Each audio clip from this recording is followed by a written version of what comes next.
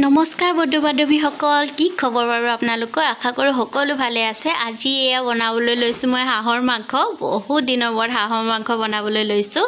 ৰাতিপুৱাই গৈ একদম বজাৰৰ পৰা লৈ আনিলোগৈ। তাৰ কাৰণে এয়া দেখিছেনে, পিঁয়াজ, আলু, নহৰু, আদা, শুকান জলকীয়া সকলোখিনি লৈ লৈছোঁ। পিঁয়াজ কিন্তু কম হ'ব যেন লাগিছে, আৰু দুটামান দি দিম নেকি, আইডিয়াটো ইমান পোৱা নাই। এয়া মাংস ধুনীয়াকৈ মই ধুই মেলি ল'লোঁ, কিন্তু ইমান বেছি তেল নোলাব যেন লাগিছে, যিহেতু আমাৰ মানে বিশ্বাসী নহয়। আৰু মই মানে হাঁহৰ মাংস অকল নিজৰ গাঁৱতহে খাওঁ, বেলেগত নাখাওঁ মানে।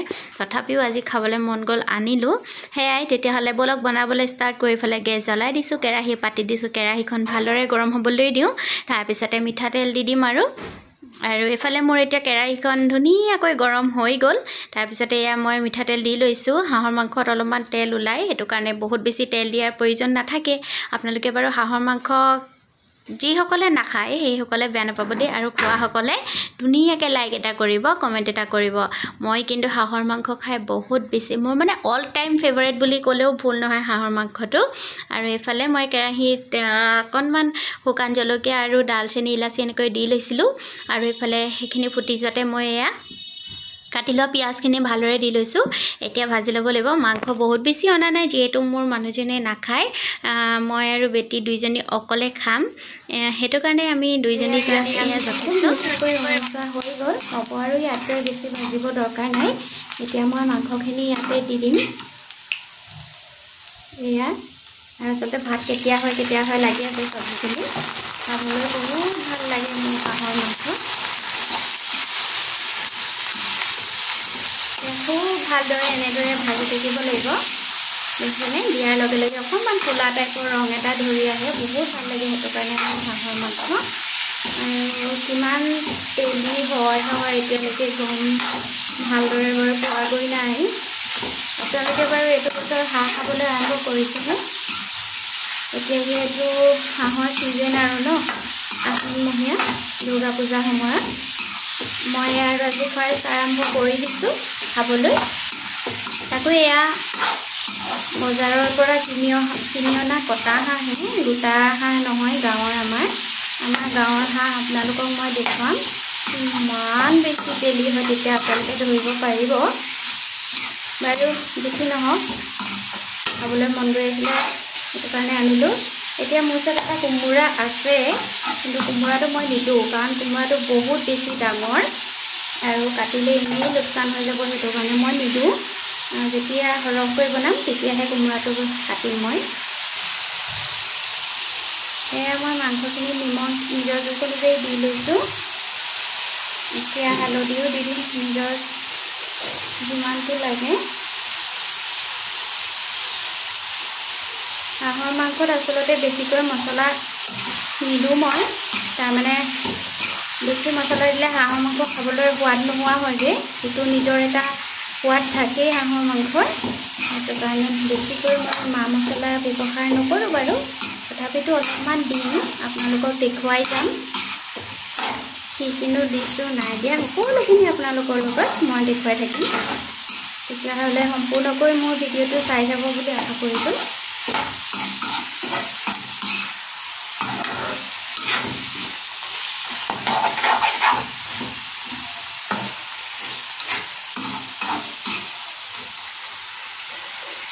আৰু এয়া চব মাংসখিনি মই খুব ধুনীয়াকৈ ভাজি আছোঁ। মাংসৰ পৰা তেল ওলাবলৈও আৰম্ভ কৰিছে। হাঁহ মাংসটো বেয়া নহ'ব, খাবলৈ ভালেই হ'ব। তেল ওলোৱা দেখি অকণমান অনুমান কৰিছোঁ, আৰু খাবলৈ বেয়া নহ'ব, ভালেই হ'ব পিছে।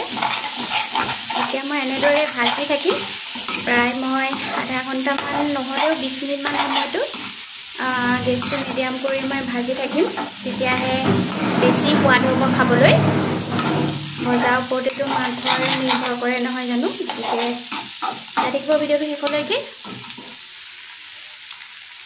আৰু এতিয়া মাংসত মই এয়া দি দিছোঁ আদা নহৰু, অলপমান থেতালি লৈছিলোঁ, আৰু বেছি গুৰিকৈও নিপিচিব, খাবলৈ ভাল নালাগে।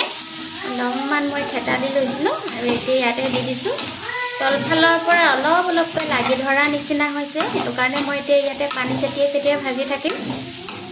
সেইখিনিও বাৰু আপোনালোকক দেখুৱাই আছোঁ, ৰ'ব। অলপ পানী ছটিয়াই মই ভাজি যাম, নহ'লে একেবাৰে লাগি ধৰিলেও বেয়া হ'ব। এয়া মই পানী ছটিয়াই ভাজি আছোঁ। এটা মই জালুক দিম। হাঁহৰ মাংসত জালুক অবিহনে আধৰুৱা নিচিনা লাগে, হাঁহেই হওক মুৰ্গীয়ে হওক। এতিয়া মই ইয়াতে অলপমান জালুক দিম। এতিয়া নিদিওঁ, অলপ পাছত দি আছোঁ। আপোনালোকক দেখুৱাম বাৰু, চাই থাকিব। মাংসখিনি মোৰ ভজা প্ৰায় হৈছেগৈ আৰু এতিয়া মই ইয়াতে আলুখিনি দি দিম। আলু কাটি ৰাখিছিলোঁ 2টা, এই আলুখিনি দি দিলোঁ। আলুখিনিও ভালদৰে সিজিব লাগিব। পানী দি মই ভাজি থাকিম। আৰু ইয়াৰ লগতে দি দিছোঁ এইখিনি, বেছি নহয় অকণমান ধনিয়া গুড়ি আৰু জিৰা গুড়ি। আৰু মই মছলা ইয়াতে একো নিদিওঁ, মোৰ মছলা দিয়া হৈ গ'ল। হাঁহৰ মাংসৰ নিজাকৈ থাকে, গতিকে মই বেছি মছলা দি আৰু খাবলৈ বেয়া নকৰোঁ, এনেকৈয়ে ভাল লাগিব। এতিয়া আলুখিনি ভালদৰে মই সিজাই লওঁ। আলুখিনিওতো সিজিব লাগিব, গতিকে দুইখিনি ভালদৰে সিজাওঁ। তাৰপিছতে মই পানী দিম আৰু লাহেকৈ। আৰু এয়া দেখিছেনে, মাংসখিনি মোৰ প্ৰায় ভাজি লোৱা কমপ্লিট হৈ গ'ল আৰু আলু ধুনীয়াকৈ সিজিছে। এতিয়া মই ইয়াতে পানী দি দিম।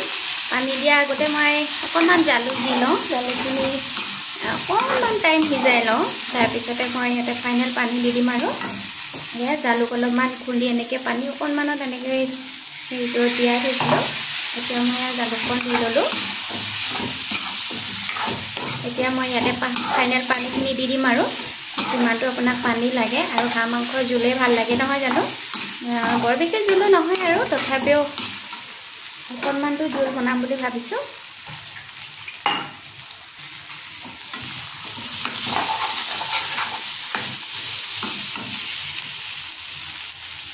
আপোনালোকেও যিমান বেছি পানী দিব বিচাৰে, জোল খাব বিচাৰে, সিমান বেছি পানী দি ল'ব।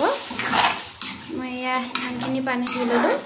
আৰু অকণমান দিম, উতলিব লাগিব ভালদৰে। উতলি ল'ব লাগিব মানে প্ৰায় মই এতিয়া 20 মিনিটমান সময় আকৌ উতলাম। সেইটো কাৰণে পানী অকণমান সৰহকৈ দি দিছোঁ। শুকাই একেবাৰে যিমানটোত লাগে সিমানটোতে মই ৰখাই দিমগৈ। আৰু এতিয়া একেবাৰে উতলি লওক, তাৰপিছত আপোনালোকক দেখুৱাই আছোঁ। আৰু এইফালে লাষ্ট মোৰ মাংসখিনি উতলি আছে। এতিয়া মই আৰু বেলেগ কাম নাই, মাত্ৰ গেছটো বন্ধ কৰি পেলাই অকণমান ঠাণ্ডা হ'বলৈ দিম। তাৰপিছতে আপোনালোকক বাঢ়ি পেলাই অকণমান দেখুৱাই দিম বাৰু। যিহেতু বাহিৰত বহুত বেছি বৰষুণ আৰু খাই বহুত বেছি ভাল লাগিব। আপোনালোকে বৰষুণৰ বতৰত এনেকৈ এনজয় কৰক, কিবাকিবি খাই লৈ। আমিও পিছে এইকেইদিন কিবাকিবি খাই আছোঁ দেই।